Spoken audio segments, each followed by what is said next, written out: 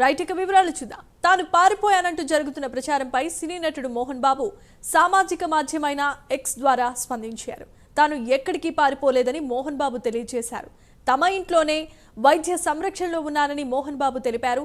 తనపై తప్పుడు ప్రచారం చేస్తున్నారని, వాస్తవాలను బయటపెట్టాల్సిందిగా ఆయన మీడియాను కోరారు. ముందస్తు బెయిల్ని కోర్టు తిరస్కరించలేదని మోహన్ బాబు స్పష్టం చేశారు.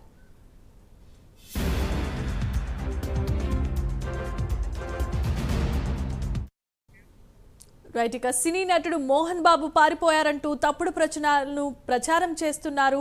దయచేసి వాస్తవాలు తెలుసుకోవాల్సిందిగా మోహన్ బాబు మీడియాను కోరారు. ఇదే అంశానికి సంబంధించి మరిన్ని అప్డేట్స్ ను మా కరెస్పాండెంట్ కుమార్ అందిస్తారు. కుమార్.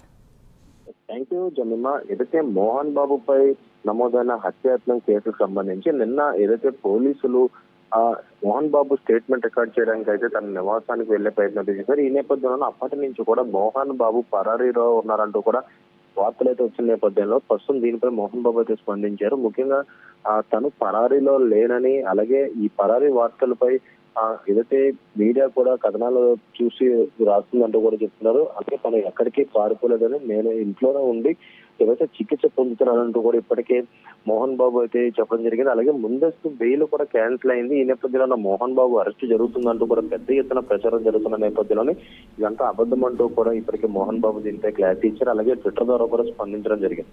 ముఖ్యంగా ఏదైతే మోహన్ బాబు ఇంటి దగ్గర జరిగిన గొడవలో ఏదైతే మీడియా ప్రతినిధిపై మోహన్ బాబు దాడి చేయడంతో కూడా మోహన్ బాబుపై హత్యాయత్నం చేసే క్రమం ఉంది. ఈ నేపథ్యంలోనే అప్పటి నుంచి కూడా ఇప్పటికే మోహన్ బాబు వాయిస్ రికార్డ్స్ కూడా విడుదల చేయడం జరిగింది. ఆ మీడియా ప్రతినిధికి సారీ చెప్పడం, అలాగే బహిరంగంగా కూడా ఒక లేఖ అయితే విడుదల చేశారు. కానీ అతనిపై హత్యాయత్నం కేసు నమోదైన నేపథ్యంలో పోలీసులు ఏదైతే వాంగ్మూలం రికార్డ్ చేయడానికి అయితే ప్రయత్నిస్తారో ఈ నేపథ్యంలోనే మోహన్ బాబు పరారీలో కూడా అనేక వార్తలు రావడంతో కూడా ప్రస్తుతం మోహన్ బాబు అయితే స్పందించారు. అలాగే మరొక పక్క ఇటు ఏదైతే మీడియా ప్రతినిధి రంజిత్ పై దాడి ఘటనలో కూడా మనోజ్ కూడా స్పందించారు.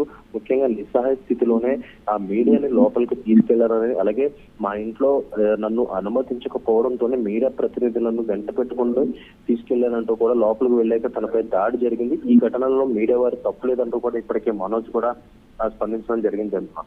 Right, thanks for the updates Kumar.